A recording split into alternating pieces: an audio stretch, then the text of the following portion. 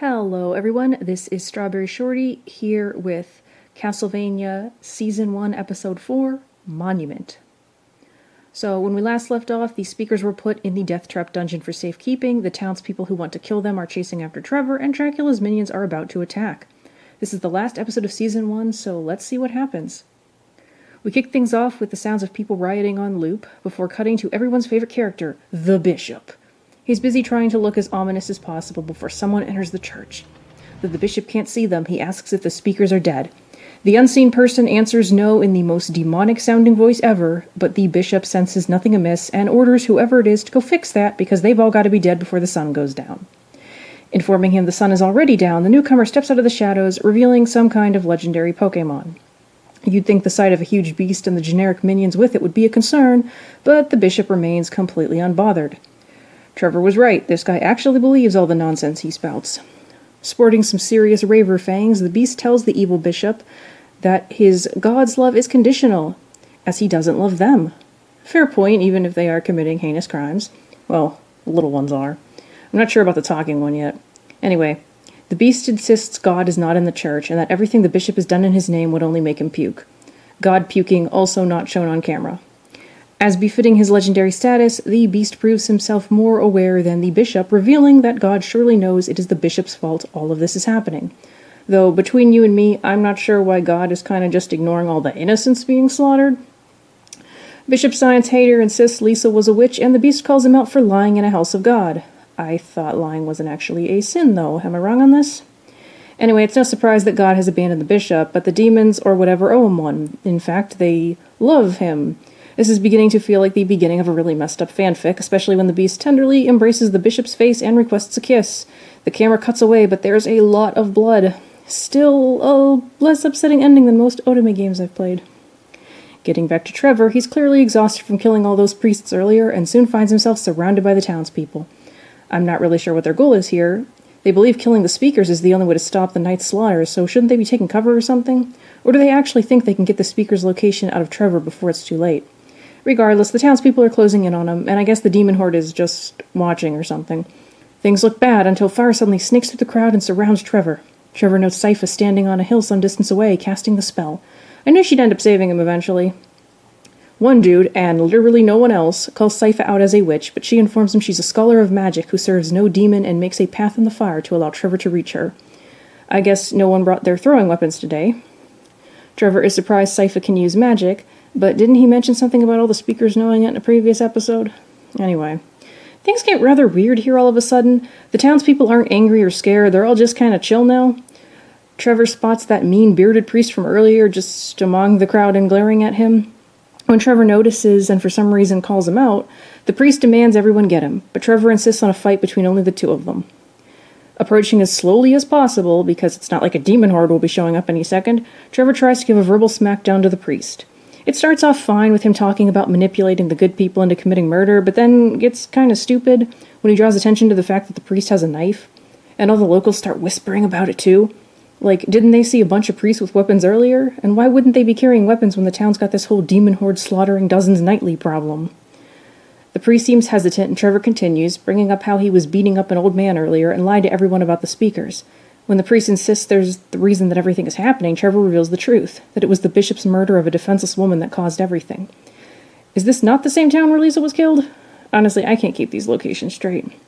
Regardless, Trevor says the only one present who isn't innocent is the priest, but that's contradicted by the fact that everyone was willing to slaughter him and the speakers, and several men running in out of nowhere to brutally stab the priest to death. A small fire explosion happens on the roof of a nearby house, and rather than assume it's Sypha, everyone is convinced it's the Horde. It is, but none of those creatures were in sight. Sure took them long enough. We see a few women die, one at the hands of the big guy from earlier. As Sypha joins him, Trevor instructs the remaining townspeople to flee to a certain part of the square. Except everyone unfortunate enough to have a long weapon. All of them have to be up front with Trevor. They surprisingly do as he says without a fuss. Trevor then states he needs a priest, and during the silence that follows that request, I wonder if he's forgotten his earlier slaughter of them. Fortunately, one made it out alive, and Trevor instructs him to take some people and get water from the nearest well, presumably to get some holy water. If only there were some candles around he could destroy. He then asks Sypha to use her magic to make sure the hordes can only come towards them. Everyone else is ordered to bring out salt, and those with swords are to wipe their blades with it. Why not do the same with all the other weapons, though? After this, the demons finally start approaching, and thankfully in a nice orderly fashion, none of that flying around and spewing fire nonsense. This allows Sypha to wall them in with some ice, and they just kind of forget that they've got wings. The battle that follows isn't bad, save for a few issues. Trevor keeps throwing buckets of holy water, while having the guys with the long weapons impale the demons so the guys with the swords can come in and cut them. He uses a whip too, which can just kill them outright, and Sypha uses her magic to turn a bucket of holy water into a bunch of ice shards that she rains down on the demons. If you're wondering, they're still not flying at all for some reason. The big one from the church is there, and he focuses on Trevor. He's not saying anything, which seems odd given that scene with him and the bishop. Unless this is a different one, but I don't really buy that. It manages to hit Trevor, and Sypha's ice attack wasn't very effective. Her next one, however, is super effective and impales him. Now in the mood to talk, he starts screeching out how there is an army of them from hell, and it just doesn't suit him following the aforementioned church scene, and thankfully Trevor takes him out pretty quick. Then the ground suddenly gives away. Trevor and Sypha fall a long way, but Trevor uses his whip to pull Sypha close, and she uses her magic to ensure they don't get hurt. Sypha recognizes their location as the catacombs, so why wasn't the previous episode called Catacombs? There was no labyrinth. Anyway, she believes this is a deeper part of them, and I believe I'm finally going to get to use that episode title I've been sitting on. There are these huge gears that make me think of that clock tower stage, and then Trevor and Sypha have to run to avoid getting crushed by I have no idea what. The floor beneath them breaks again, but it takes them way too long to react, and when Sypha uses some magic to save herself, it definitely doesn't seem like she's in the middle of falling the way she should be. Trevor manages to jump and land on a gear, and while I don't remember if that was something you did in the clock tower stage, I'm still thinking of it. They meet between the gears, and Trevor uses his whip to create a bridge. Sypha somehow has the upper body strength to get across, and he just swings after her before the machine suddenly starts falling apart. The part they're on falls, and once it stops, they go on and fall off it. Really doing a lot of falling during this part. I wonder if the town is safe now that we defeated about 6 of those demon things. Anyway, they find themselves in a fancy room with a coffin, and who even built this place? What was the point of those gears? What mechanism were they operating? Why was that one moving so freaking slow? Trevor, still a little rusty I guess, steps on some panel on the floor as they approach the coffin, causing its lid to slide off. Then a half-naked man with a huge scar on his chest floats out. This unknown person, well, to maybe about one of the people watching this, asks why they've come. Sypha realizes it's the sleeping soldier. Trevor just fell down a hole. Really, he fell down like several, but let's move on. Sypha tells the man about how Dracula has unleashed his hordes, while Trevor realizes he wants to know if they believe he's really some kind of messiah. Trevor doesn't, recognizing the man as a vampire. He even seems to think that they might have awoken Dracula himself. That would have been a twist. He also confirms his identity as a Belmont and shares what happened to his family. Trevor wants to kill the vampire because reasons. He tells Sypha this so-called messiah clearly hasn't been sleeping for ages, and how the traps suggest he didn't want to be disturbed as he slept. The vampire confirms he's been sleeping for a year, though he insists his traps weren't meant as protection from them. He repeats an earlier question, asking Trevor if he cares about what's happening in Wallachia. Except Trevor already answered that, while he didn't initially, he does now. He only adds that he cares about doing his family's work of saving human lives. I mean, all those priests he killed were technically human, but... Anyway, he and the vampire come to blows, solely because Trevor is absolutely convinced this dude is Dracula, despite admitting he has no idea what Dracula looks like. To him, fangs plus coffin equals Dracula. Wouldn't a family like the Belmonts at least be aware of the concept of other vampires? Sypha tries to stop Trevor, but fails. The vampire is pretty awesome during the fight, even while landing no hits and getting knocked down. I kind of want Sypha to use her magic to just stop these two, but they keep going at it. For a time, the vampire's fighting with just one hand, and then he isn't, and Trevor lands another hit by fighting dirty. Finally, someone's sword breaks, Trevor's, and it's bleeding! But as we see the vampire make a super strange face, we realize it's his blood. It's a little satisfying when he finally just plunges Trevor, and it seems he's about to rip his throat out before realizing Trevor has stabbed him close to the heart. Trevor admits he's fine with dying so long as he kills the vampire, but this is another weird moment for me. Why stop just before his heart? You think he's Dracula, right? The vampire laughs, and I actually thought this when I first saw Dracula, but those fangs sure are thin. Sypha finally interferes, holding a fireball to the vampire's back to ensure he doesn't harm Trevor. Though she thought the man was their savior, Trevor saved her life.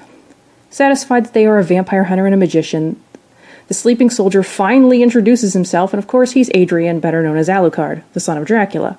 He went to sleep below the town in order to heal up from the injuries his father caused when he tried to stop him from, eventually, releasing hell on Wallachia. That means he was also our mysterious light man from the first episode. When he asks Sypha if she knows the whole legend of the sleeping soldier, she suddenly blushes and admits she does.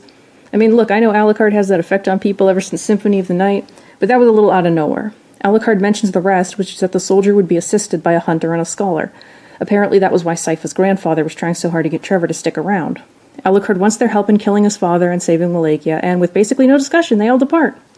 The credits roll and Season 1 is officially over. It was pretty short, which makes it that much harder to really judge it. I've heard rumors that this was originally supposed to be a movie and no one thought it would be at all successful. Honestly, I think having it be a movie might have worked best rather than try to make 4 episodes around 30 minutes each be a whole season. This was nothing more than an introduction to our leads and the situation, and the total length is about that of a movie. I will say I was a bit bothered by the lack of reaction people had sometimes, and some instances where the animation seemed off or non-existent. Makes me wonder if this was a financial thing. There were just too many characters who would stand there, and this is something I hope is improved on in the next season. The action scenes were pretty enjoyable, especially the fight between Trevor and Alucard, and I do like our main trio and even Dracula himself, who I'm not sure we've actually seen since the first episode. Some things do bother me, however. When I first saw Alucard, I mostly just wondered why he was so skinny and blonde, before I remembered that this was long before Symphony of the Night. Once I remembered that, my question switched to, why aren't you purple and kind of a dork? Did anyone else have that issue of Nintendo Power? Boy, did he get a makeover. The most important question, however, is where the heck is Grant? Will he eventually show up? Anyway, I'm looking forward to seeing where all this goes. The first season wasn't insanely impressive as a whole, but people's praise for this adaptation makes me believe it will only get better from here. So, what did you think of this season? What were your criticisms? Let me know in the comments. Thank you so much for watching, and I'll catch you next time. Bye!